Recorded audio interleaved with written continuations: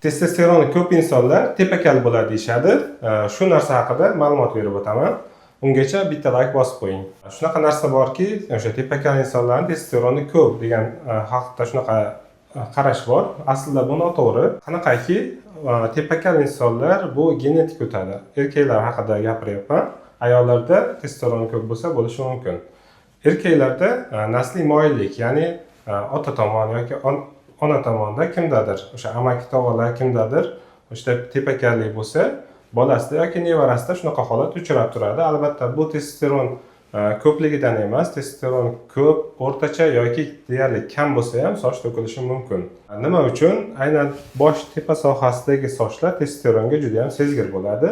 Shuni hisobiga sochlar o'sha testosteronga reaksiya qilib, aynan testosteron emas, dihidrotestosteron bor, shunga reaksiya qilib to'kilib beradi. Shuni hisobiga asta-sekin odam tepakaliga aylanib boradi. Bunaqa holatda albatta testosteronni bloklash hisobiga nisbatan yechim topish mumkin yoki bo'lmasa sochga stimul beradigan dorilar, minoxidil yoki shunga o'xshash dorilar bilan yechim qilsa bo'ladi.